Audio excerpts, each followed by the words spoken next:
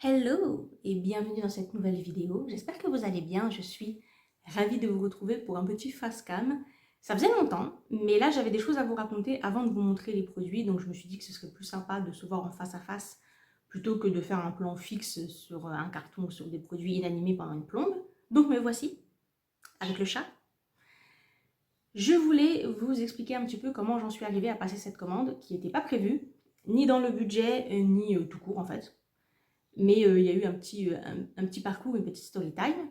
Alors, vous le savez, le mois dernier, j'ai fait un énorme rangement dans mes affaires. Et je me suis rendu compte, même si en vrai je le savais un peu déjà, mais je me suis rendu compte que j'avais une quantité inutilisée de matériel qui était vraiment astronomique, vraiment ridicule même. Donc j'ai décidé de tout revendre d'occasion. Merci à toutes les personnes qui ont acheté. Je suis vraiment soulagée que ces produits soient enfin utilisés par des gens parce que, comme on dit, hein, le seul matériel qui est gâché en art, c'est celui qui n'est pas utilisé. Donc là, je suis contente de savoir qu'il y a des gens qui vont pouvoir en profiter. Il me reste de quoi faire 3 colis, mais j'ai plus de carton. Je vous tiendrai au courant, hein. Dès que je retrouve de quoi expédier les produits qui me restent, on se capte, hein, je mettrai un post sur Instagram ou quelque chose comme ça.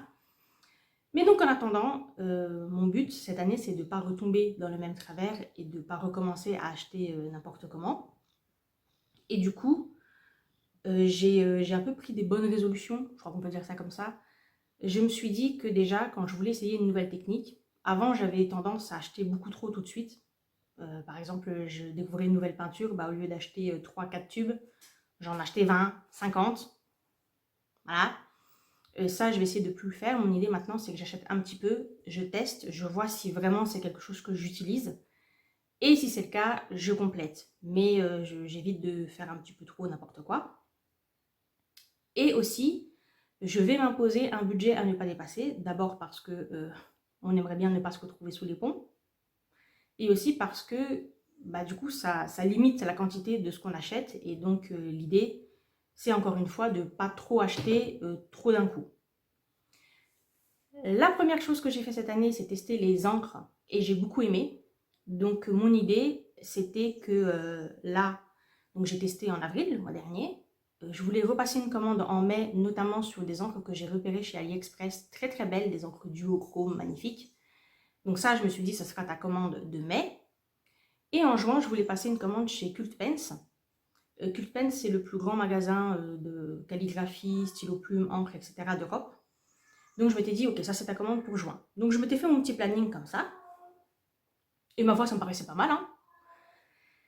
Mais fin avril, je commence à me dire, si tu passes commande chez AliExpress, tu sais que ça va mettre pas mal de temps à arriver parce que ça vient de loin. Donc ce qui serait bien, c'est que tu passes la commande un petit peu en avance pour être sûr que ça arrive courant mai. Donc c'est ce que j'ai fait. Et puis dans la foulée, je me dis, ok, bon, tu as passé ta commande de mai, mais tu vas quand même aller chez Cult Pens pour regarder un petit peu les frais de port, tout ça, combien ça va te revenir, un petit peu anticiper combien ça allait me coûter la commande que je voulais passer en juin. Sauf que là, j'arrive sur le site et que vois-je? Grosse promotion sur les encres. Du coup, je passe une commande en me disant quand même, ce serait dommage de louper la promotion. Et je me dis, non mais là, ok, en fait, tu as déjà passé en avance, mais tu as déjà passé ta commande pour mai et pour juin. Donc là, tu pars sur un no-buy en mai et juin. Si ce n'est pour un sketchbook, parce que je pense que j'aurai fini mon sketchbook d'ici là, donc je vais en racheter un. Mais à part ça, tu n'achètes plus rien, puisque tu as déjà utilisé ton budget pour ces mois-ci, donc calmos. Oui, mais je me dis, bah, toujours dans cette idée de bien tout préparer, de ne pas faire n'importe quoi, je me dis que je vais préparer ma commande de la rentrée. Alors, pour les gens qui ne le savent pas, au Géant des Beaux-Arts, à chaque rentrée, il y a des énormes promotions qui sont pour les étudiants en école d'art en fait. Donc c'est le moment de l'année où il faut acheter, hein. Et il se trouve que moi en plus, j'ai de la chance parce que je reçois mon bon de réduction pour mon anniversaire à ce moment-là, puisque ça tombe en même temps. Et du coup, j'ai un peu le bon plan puisque j'ai les promotions de la rentrée. Et en plus, pour les produits qui ne sont pas en promotion, bah, j'ai quand même des promotions puisque j'ai ma propre promotion. Donc j'essaye de centraliser tous mes achats à ce moment-là et donc chaque année je passe une grosse commande à la rentrée. Donc je prévois de le faire cette année, peut-être que je ne le ferai pas, mais c'est prévu comme ça pour l'instant. Et je me dis, dans l'idée de bien faire, bah tu vas prendre le gros catalogue du Géant des Beaux-Arts, tu vas bien tout lire, tu vas mettre des petits chiboubouis là pour repérer les produits qui t'intéressent, et après,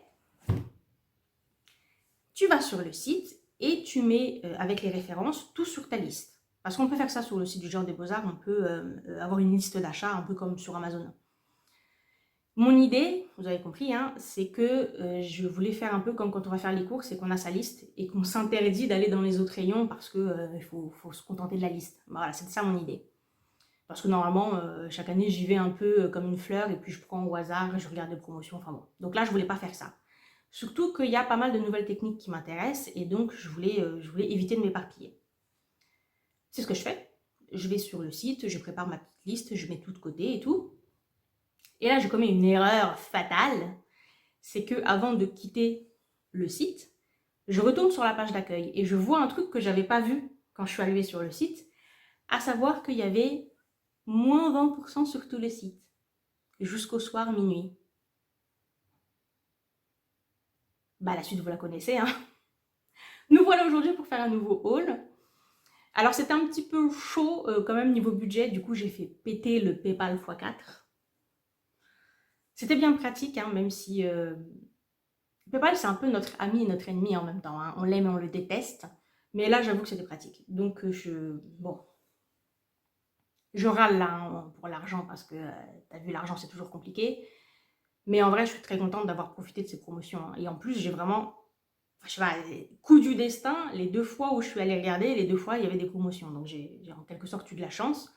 Même si c'est un peu dur là de sortir l'argent, je me dis que au final je suis contente quand même d'avoir eu ces promotions. Et notamment donc la commande d'aujourd'hui, la commande du Géant des Beaux-Arts, ce que j'ai fait, c'est que pour quelques-unes des techniques qui m'intéressent, j'ai pris quelques exemplaires, comme j'avais prévu de faire dorénavant. J'ai pris quelques exemplaires, comme ça on va tester ensemble et si jamais ça me plaît, je vais pouvoir m'amuser avec là pendant toutes les grandes vacances et tout. Et si ça me plaît, à la rentrée, je pourrais compléter. Ou au moins, je pourrais donner la priorité à certains produits sur d'autres. C'est mon plan. Donc en soi, je suis plutôt contente hein, d'avoir quand même passé ces commandes. Je ne regrette pas, c'est là où je veux en venir. Et aussi, je voulais vous dire un petit peu avant de vous laisser, j'ai remarqué qu'en France, on ne fait pas trop ce genre de choses, les hauls, pour montrer les produits. Je trouve ça dommage parce que quand c'est bien fait, je ne parle pas des gens qui juste déballent les trucs et puis c'est tout. Quand les gens le font correctement, généralement, ils expliquent un petit peu pourquoi ils ont acheté le produit, quels sont leurs projets, pourquoi telle marque plutôt qu'une autre, etc. Et je trouve ça vachement utile. Ça fait un peu comme un guide. Et personnellement, ça m'a aidé à éviter pas mal de produits qui se sont avérés, enfin qui au début m'intéressaient beaucoup et qu'en entendant les gens en parler, je me suis rendu compte que pas vraiment en fait. Donc je pense que c'est quand même assez pratique. Et quand je fais des hauls, c'est ce que j'essaye de faire. J'essaye de vous parler des produits pour que vous ayez des renseignements et que ça vous aide. C'est le but. Voilà, sur ce, je vais vous laisser là avec le haul et je m'en vais filmer les introductions des prochaines vidéos parce que j'ai déjà préparé pas mal de choses. On va avoir un programme bien chargé mais intéressant. On va commencer ce haul un peu fort, hein. Je vais vous montrer un produit que vous n'avez pas l'habitude de voir qui est assez inédit. Donc essayez de ne pas être trop impressionné. Attention, vous êtes prêts ?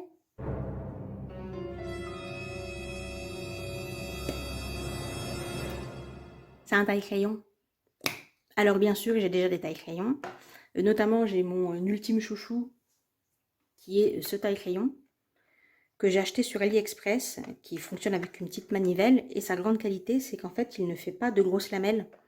Il fait que des petits copeaux comme ça. Et donc, il ne casse jamais ni les mines, ni le bois du crayon. Donc vraiment, je l'adore. Ensuite, j'ai plein de tailles crayons, notamment avec ces 2 diamètres-là. Donc ça, c'est le diamètre classique. Et ça, c'est le diamètre qu'on appelle jumbo. C'est pour les gros crayons. Mais si vous avez des crayons de couleur, peut-être avez-vous remarqué qu'il y a certaines marques qui apparemment voulaient faire les intéressantes et qui ont décidé que leurs crayons ne correspondraient à aucun de ces diamètres. Du coup, cela, c'est un petit peu la galère pour les tailler. Donc, quand j'étais sur le catalogue du Géant des Beaux-Arts, j'ai regardé ce qu'on avait au niveau des tailles crayons avec plusieurs diamètres, au moins 3, pour essayer d'avoir plus que les 2 classiques. Et il y avait 3 tailles crayons, potentiellement. 2 qui étaient de la marque du Géant des Beaux-Arts, dont un qui était vraiment assez stylé. Il était tout en bois, un peu à l'ancienne, un peu rustique. Et il avait, je crois, 5 diamètres. Donc je me suis dit, obligé là, c'est nickel. Pas très cher, il devait être à 6 €, quelque chose comme ça. Donc je prévois de le mettre sur ma liste. Mais quand j'arrive sur le site, je vois les notes. Alors ça, c'est un autre truc qui est super bien, hein. Les gens qui laissent les notes, vraiment, vous êtes super parce que ça aide beaucoup pour savoir quoi acheter. Ou là, dans le cas qui nous concerne, ne pas acheter, puisque du coup le taille-crayon se faisait démonter. Les gens disaient que la lame n'était pas du tout, elles n'étaient pas du tout aiguisées, que du coup ça casse les crayons, ça casse les mines, bref, une catastrophe. Je me dis ok, c'est pas grave, je vais regarder le deuxième qui était aussi donc du Géant des Beaux-Arts. Pareil, les lames apparemment sont assez catastrophiques, c'est vraiment pas génial, ça abîme beaucoup les crayons. Et le dernier qui est resté, c'était lui, donc le Faber-Castell. Bon là les notes étaient déjà un petit peu meilleures. J'imagine que comme c'est de la marque, c'est forcément un petit peu plus, voilà, un petit peu plus coté. Et donc il a ces 3 diamètres, donc le normal, le jumbo, et ça a priori c'est le diamètre spécial pour les crayons de couleur. Donc on va tester. Ça c'est des crayons des marques qui ne veulent pas rentrer dans les tailles crayons classiques. Donc on a Faber-Castell Pitt. Ok, ça rentre. Derwent Drawing. Non. Derwent Procolor. Non. Derwent Color Soft. Non. Derwent il saoule un petit peu, hein. Posca. Oui. Et Comté. Non. Bon, Comté, je lui pardonne parce que c'est du pastel, donc bon, c'est encore autre chose. Bon, bah, c'est une demi-victoire, hein. C'est pas un échec cuisant, mais pas encore trop ce que j'espérais. Tant pis. Ensuite, toujours avec les crayons, je vous présente un Staedtler Lumocolor permanent. Ce sont des crayons qui peuvent écrire sur toutes les surfaces, donc plastique, métal, etc. Ils sont waterproof, indélébiles et permanents. Moi, ce qui m'intéresse, c'est le waterproof parce qu'en fait, si vous peignez à l'encre ou à l'aquarelle ou avec des techniques vraiment très humides et que vous mettez ce crayon sur des zones que vous voulez rester blanches, donc par exemple, je sais pas, un motif ou un reflet dans les cheveux ou quelque chose comme ça, normalement, si vous mettez ce crayon, après vous pouvez peindre et comme c'est, je crois que c'est de la cire, ça repousse l'eau, donc l'eau ne va pas adhérer et donc la surface va rester blanche. Alors après, vous ne pouvez pas peindre par-dessus, hein. C'est pas comme par exemple le drawing gum, ce qu'on appelle le liquide de masquage, où une fois que vous le retirez, vous êtes censé, si ça n'a pas abîmé le papier, pouvoir peindre là où vous aviez fait la réserve. Là non, c'est fait pour que ça reste blanc. J'ai vu quelques personnes faire des essais et c'était assez convaincant. Donc je vais tester, je vais voir si c'est quelque chose que j'aime bien utiliser. Des pinceaux. Alors j'ai découvert il y a quelques jours, le mois dernier, que j'aimais beaucoup cette marque, Graduate de Daler-Rowney. En fait, j'avais acheté un lot sur Amazon avec plein de formes de pinceaux différentes, dont un qui est celui-ci là, le numéro 1 tout fin. Et je m'en étais jamais servi. Je l'avais mis avec mes pinceaux aquarelles parce qu'il était vraiment très fin, donc je me suis dit pour faire les détails on verra. Mais comme j'avais aussi un Raphaël KRL très fin, j'avais tendance à utiliser celui-là. Ou plutôt à ne pas l'utiliser parce qu'en fait, je le trouve très difficile à maîtriser. J'arrive pas à comprendre où va la pointe. Et donc, il y a quelques jours, j'avais besoin de faire quelque chose d'assez précis. Et j'ai sorti celui-ci qui était posé depuis je sais pas combien de temps avec les autres pinceaux, mais que j'avais jamais utilisé. Et à ma grande surprise, je l'ai trouvé absolument génial. J'ai beaucoup aimé l'utiliser. Je le trouve beaucoup plus facile à maîtriser que le Raphaël KRL. Et du coup, j'ai vu qu'il y avait de l'eau. Ça, c'est les plus petits. Et il y en a un autre avec les tailles au-dessus que je prendrai aussi un de ces quatre. Alors, franchement, déjà, le numéro 1, il fait des lignes vraiment très fines. Donc, les deux derniers, là, ça doit être vraiment, vraiment ultra fin. Mais bon, je suis contente d'avoir notamment un pinceau de rechange pour le numéro 1 parce que je sais pas trop ce que ça donne au niveau de la durabilité. Parce qu'on est sur des pinceaux qui sont des pinceaux, c'est écrit là, usage multiple. En fait, c'est de la qualité étude, ce qui fait qu'ils sont vraiment pas chers. Comme quoi, des fois, il faut pas se ruiner pour avoir un pinceau qui nous convient. Donc ils sont vraiment pas chers, mais du coup ils sont pas très spécialisés non plus. C'est pas par exemple des pinceaux aquarelles ou des pinceaux spéciaux pour l'huile ou quoi que ce soit. Donc ils sont un peu, voilà, ils sont un peu pour tout quoi. Donc faut voir. J'ai peur qu'ils s'abîment assez vite. Je trouve que les pinceaux synthétiques, en tout cas les Raphaël que j'ai, ils s'abîment au bout d'à peu près 2 ans d'utilisation. Ils commencent à avoir vraiment perdu leur forme. Et si vous voulez vraiment le pinceau tel qu'il était, vous êtes obligé de le racheter. Donc j'attends de voir cela, ce que ça donne. Mais ma foi, c'est vraiment pas cher. Là, pour les 4 pinceaux, on était à 13 € je crois. Et le pack avec les pinceaux de la taille au-dessus, il est à même pas 10 €. Donc vous voyez que pour plusieurs pinceaux, c'est très raisonnable comme prix. Ils sont faciles à reconnaître, ils ont le manche blanc et il me semble qu'ils sont vendus à l'unité dans certains magasins genre Cultura. Ensuite, ici, nous avons un petit réassort. Oh, dis donc, il est un petit peu cracra. Un petit peu de poussière.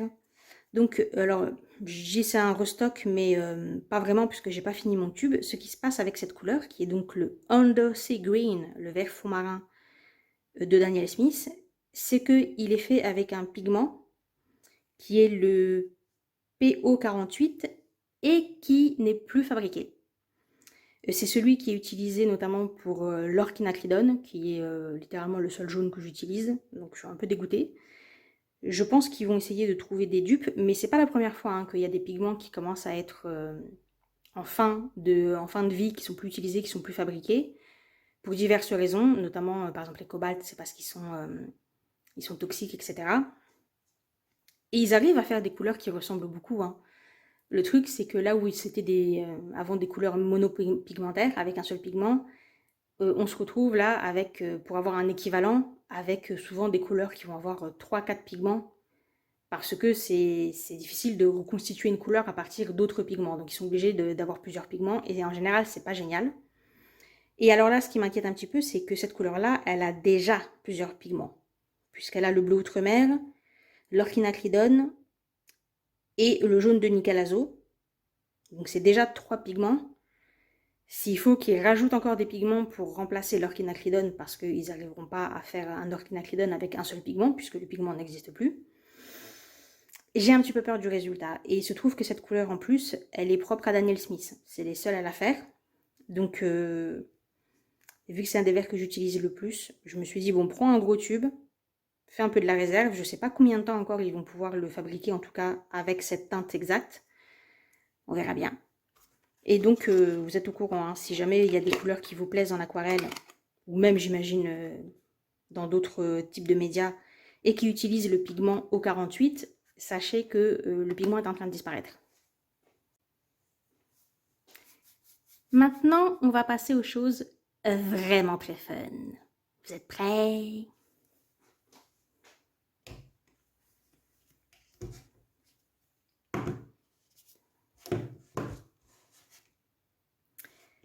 Ceci, mes amis, c'est de l'acrylique, de la flash, plus précisément. C'est fabriqué par Lefranc-Bourgeois. Et la raison pour laquelle j'ai décidé d'en prendre, c'est que je suis tombée sur un act haul d'une Allemande qui s'appelle Monica. Et Monica expliquait que c'était le parfait dupe pour l'acrylique à gouache, notamment celle de Holbein. Alors je ne sais pas si vous voyez de quoi on parle, mais je pense que oui, parce qu'en ce moment, c'est vraiment quelque chose qui plaît beaucoup et qu'on voit absolument partout.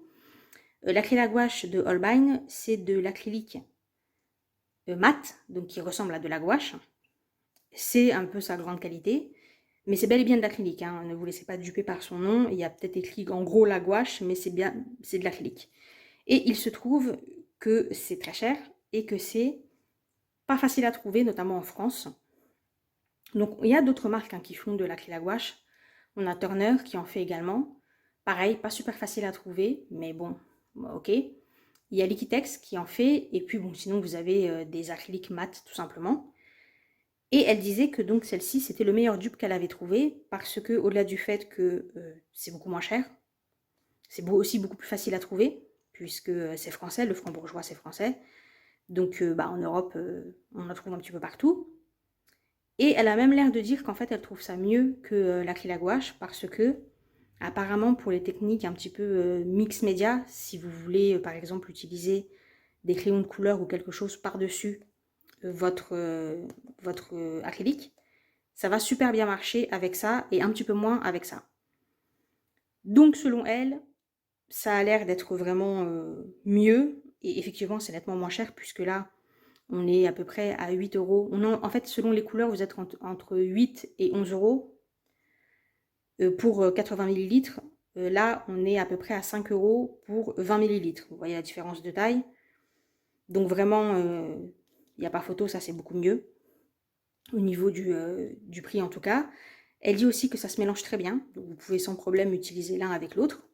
Donc je me suis dit que j'allais tenter. En fait, à peu près toutes les autres marques d'acrylique à gouache en dehors de Holbein sont moins chères que Holbein. Hein. Donc en soi, des dupes pour les remplacer et un petit peu moins casser le compte en banque, il y en a déjà.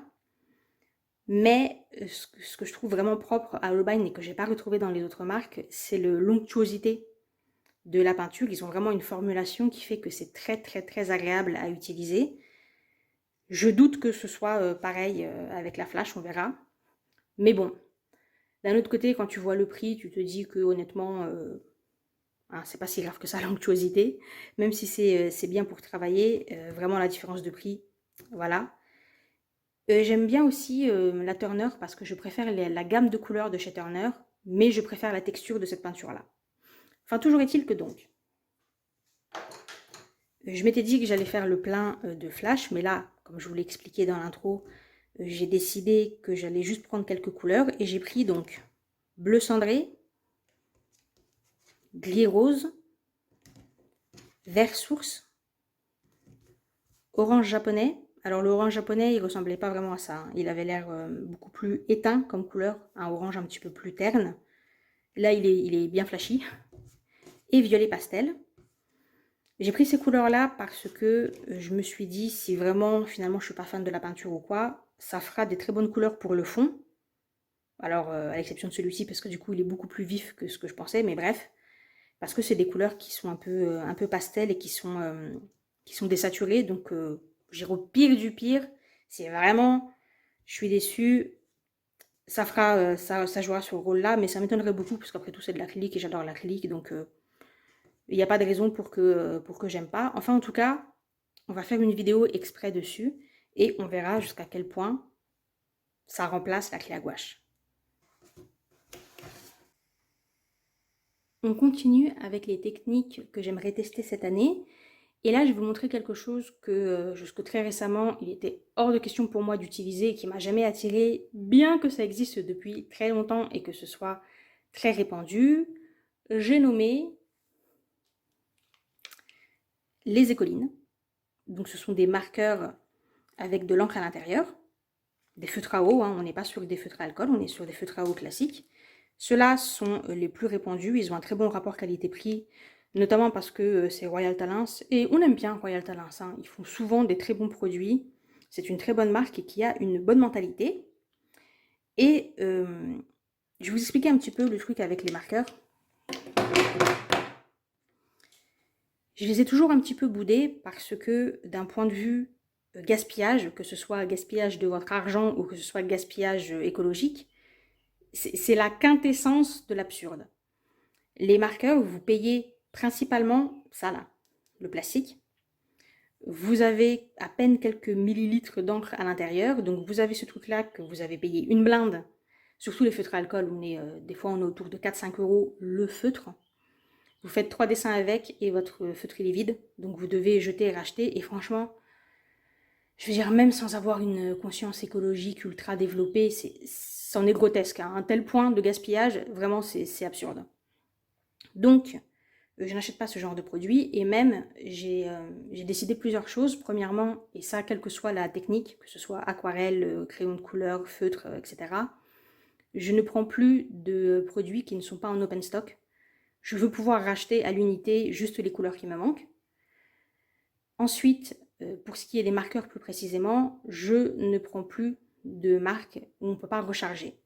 Donc les feutres à alcool, quand j'aurai fini les marques que j'ai, genre Pro Marker, etc., je ne rachète pas, je vais tout remplacer par des marques où on peut acheter les recharges, voire même où on peut racheter les mines, parce que des fois, il y a des marques qui proposent des recharges, mais les mines s'abîment tellement vite. Je sais même pas. Voilà, ils ont ce genre de mine. Et ça s'abîme tellement vite, ça s'effiloche, que de toute façon, vous êtes obligé de racheter le feutre. Donc la recharge, ouais, c'est moyennement utile. Bref, donc pour cette raison, j'achète pas ce genre de produit. Et j'ai vu des centaines de vidéos avec des gens qui utilisent des écolines, même plus probablement parce que c'est ultra répandu. Mais il y a quelque chose que j'avais jamais remarqué, et d'ailleurs ce n'est pas précisé sur le site du Géant des Beaux-Arts et ce n'est pas précisé dans leur catalogue non plus.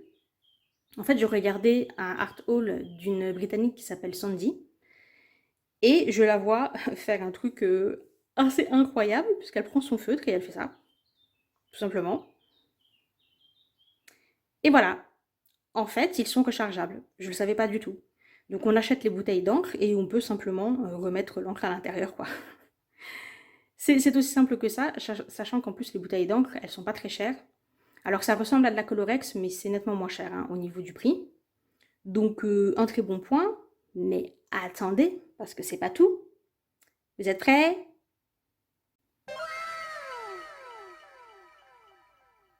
Eh oui, c'est fourni avec une mine de rechange. Donc pas mal, vraiment pas mal. Royal Talents, vous assurez. Et du coup, j'ai décidé de leur donner leur chance. Alors autre chose que j'aimais pas beaucoup, c'est la gamme de couleurs. Il y a quelques verres que je trouve sympas, genre lui et lui. Mais ces verres-là, ils ont un côté très artificiel. Oui, je pense que c'est le mot. Ça veut pas dire que c'est pas des jolis verres, hein. En tant que couleur, ils sont beaux, mais pour les gens comme moi qui font surtout de la végétation, c'est pas le genre de verre que j'utilise. Du coup, ils ont une super gamme de couleurs, mais au niveau des verres, je n'étais pas convaincue. Cela étant dit, j'ai découvert toujours avec Sandy que on pouvait faire autre chose, puisque j'ai aussi acheté donc les flacons d'encre. J'ai pris violet rouge, orange clair et terre de sienne. Et en fait, ce qu'elle a fait, au passage très sympa la petite boîte, hein, c'est qu'elle a acheté les feutres. Alors elle, c'est encore pire que moi, elle utilise surtout des couleurs très éteintes, très désaturées. Et en fait, ce qu'elle a fait, c'est qu'elle les a ouverts et elle a mis des autres couleurs à l'intérieur. En fait, elle a fait son propre mélange, notamment avec le terre de sienne, pour les rendre un petit peu plus naturels, un peu plus dans ce genre-là. Et ça marche vachement bien. Donc, GG à elle. Hein. Les gens, ils sont malins quand même, hein, parce que moi, ça me serait même pas venu à l'idée d'ouvrir mon feutre, de retirer l'encre pour mettre une autre couleur à la place, faire un mélange, enfin, vraiment... voilà quoi. Et il se trouve que Colorex propose exactement la même chose maintenant. Donc, ils ont leur bouteille, donc, ils proposent les marqueurs, mais eux, ils ont un petit plus, c'est que ils proposent les marqueurs vides. Donc les marqueurs sont vides. D'ailleurs, attendez, je n'ai même pas regardé comment c'était à l'intérieur, donc on va jeter un petit coup d'œil. Voilà. Ah oui, donc on recharge par ici. Ah oui, c'est mou. Ok. Oui, ça a l'air vraiment similaire au niveau de la mine. Et d'ailleurs, eux proposent aussi les mines de rechange encore à part, ce qui potentiellement fait que le corps du stylo, vous le gardez ad vitam aeternam, hein, puisque si vous pouvez et le recharger et changer la mine, a priori, vous n'avez aucune raison de le jeter. Donc je trouve ça vraiment très cool. Et donc j'ai acheté ça parce que mon idée, ça va être de mélanger les couleurs pour obtenir des verres qui me plaisent davantage. Et dans cette idée, j'ai aussi acheté le set. Alors lui, c'est le set botanique. Donc au niveau des couleurs, on est là, on a quoi? Alors, vert bronze, vert printemps, vert pastel, vert forêt, vert clair, vert, vert d'herbe, ok. Et dans le set botanique, on a sépia, sépia clair, jaune foncé, vert printemps, donc le même que lui, vert pastel, vert bronze,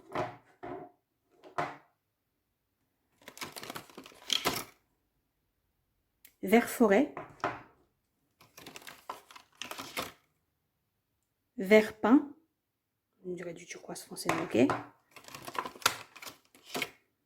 carmin,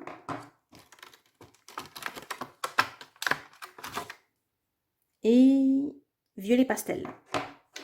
Je trouve que les couleurs elles sont vraiment pas mal hein, pour le set botanique, c'est assez joli. Et donc plus mes 3 flacons, c'était fait exprès hein, que je reprenne des verres parce que du coup je voulais en avoir en double. L'idée c'est que ceux que j'ai en double, je vais les utiliser pour modifier les couleurs et les autres je vais les garder telles quelles. Je vais voir si c'est bien, si j'arrive à bien m'en servir, si ça me plaît et si la petite expérimentation fonctionne. Et puis si c'est le cas, à la rentrée j'en achèterai davantage. Petite précision, je suis allée regarder sur Amazon et ça là, les packs, ils sont moins chers sur Amazon. Alors ça c'est un truc que je vous conseille de faire, de vérifier, parce que selon les produits, vous allez trouver beaucoup moins cher sur Amazon, ou ça va être plus cher et auquel cas ça vaut pas le coup. Mais là, ce pack là par exemple, il est à 25 € au Géant des Beaux-Arts et il est à 20 € sur Amazon. Donc vraiment, ça fait une grosse différence. Par contre, par exemple, les flacons d'encre sont beaucoup plus chers sur Amazon. Donc ça dépend des produits, mais ça vaut la peine de vérifier avant d'acheter. Et enfin, on va terminer avec ce qui m'enjaille le plus. C'est une technique totalement différente. C'est quelque chose qui m'intéresse depuis un petit moment, mais j'ai jamais trop osé me lancer. Mais ces derniers jours, j'ai eu des signes du destin. Et donc j'ai décidé que cette fois c'était la bonne et que j'allais m'y mettre.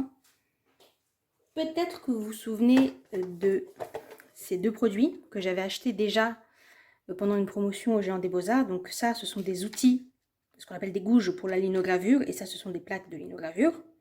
Donc vous l'avez compris, mon idée c'était de me lancer dans la linogravure.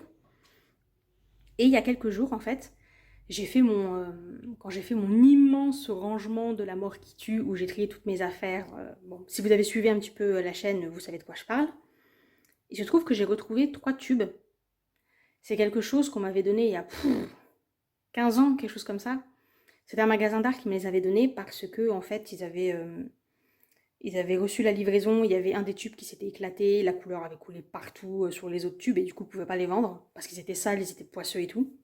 Et ils m'avaient proposé, ils m'avaient demandé si je les voulais. Et j'avais dit oui. Et il se trouve que j'étais convaincue, à leur apparence, que c'était de la gouache. Donc là, quand j'ai fait mes packs pour vendre tout mon matériel d'occasion, je me suis dit, bah ok, la peinture, elle avait l'air toujours très fluide, nickel. Je me suis dit, je vais les nettoyer un petit peu. Et même si les étiquettes elles sont un petit peu sales, enfin sales, c'est juste de la peinture, hein, donc c'est pas très grave, mais je me suis dit de toute façon on s'en fiche parce que ce qui compte c'est que la peinture elle soit utilisable et vu que moi la gouache ça m'intéresse pas trop, je vais les donner avec le reste. Sauf que après nettoyage, je me suis rendu compte que c'était pas du tout de la gouache, c'est de l'encre pour linogravure, du bleu de Prusse plus précisément. Il y a ça et il y a aussi un papier que j'ai découvert récemment qui s'avère être un papier pour linogravure. Bon, toujours est-il que donc je me suis dit oh allez, là tu vas t'y remettre et cette fois tu vas compléter sérieusement, tu vas acheter ce qu'il te manque et tu vas enfin te lancer. Donc, je suis allée sur Amazon parce que il existe au Géant des Beaux-Arts mais il est beaucoup plus cher et j'ai acheté ceci. Donc ça c'est un petit kit avec la base, donc il y a la gouge, bon ça j'avais déjà de toute façon, il y a le rouleau, il y a des plaques de linogravure et il y a l'encre en noir. Donc là normalement j'ai de quoi faire quelques tests. J'ai acheté également un rouleau plus grand parce que pareil, ils sont moins chers. En fait, c'est pas qu'ils sont moins chers sur Amazon, c'est qu'il y a plus de choix sur Amazon. Donc, vous avez aussi le choix entre des marques intermédiaires qui sont pas le grand luxe ni trop nul. Genre là, c'est du Artway. Artway, c'est une marque un peu comme Arteza, moyen de gamme, un peu loisir. Donc, c'était nettement plus abordable au niveau des rouleaux. Parce que là, c'est un tout petit, donc ça, c'est un rouleau un peu plus grand. Et au Géant des Beaux-Arts, j'ai acheté ceci. Donc là, normalement, voilà, c'est une spatule. Donc ça, l'idée, c'est que vous pouvez gratter la peinture, la ramener, etc. Le bac là, c'est pour mettre l'encre. Et donc, j'ai pris cet énorme... ça pèse une tonne pour taper quelqu'un avec. Cet énorme pot d'encre, donc pour l'inogravure turquoise. C'est pas de la marque professionnelle, c'est de la marque loisir, donc c'était un peu moins cher parce que l'encre de qualité professionnelle, elle est ultra chère. Donc je me suis dit pour commencer, voilà. Bon, j'ai déjà du bleu de Prusse, j'ai du noir du coup avec le kit là. Mais j'avais envie de quelque chose d'un petit peu coloré, donc j'ai pris lui. Ils ont aussi des couleurs fluo, des couleurs dorées, métallisées et tout, donc ça promet d'être assez marrant. Bon, j'ai été raisonnable, j'ai pris juste lui. Et je crois que là, véritablement, j'ai de quoi me lancer. Donc, je suis assez impatiente et un petit peu impressionnée aussi. Je vais essayer de faire quelque chose de correct. Je vais essayer de trouver des designs. Littéralement, le plus difficile pour moi, c'est de réussir à concevoir des designs qui soient juste en noir et blanc. C'est quelque chose dont j'ai pas du tout l'habitude. Moi, je fais tout en couleur. Donc, ça va être une petite aventure. Et bien sûr, on va voir tout ça ensemble. Et bien voilà les amis, c'était le haul de ce printemps. J'espère que ça vous a plu, j'espère que vous avez passé un bon moment et j'espère que je vous ai donné des informations intéressantes et utiles. Évidemment, nous allons tester tout ça, donc vous savez à peu près de quoi seront faites les prochaines vidéos. On va faire une vidéo spécialement pour la flash, spécialement pour les écolines. Et bien sûr, après, on va se lancer dans la linogravure. Ça va être une sacrée aventure. Je vous remercie d'avoir regardé. Je vous dis à très bientôt et d'ici là, portez-vous bien. Bye!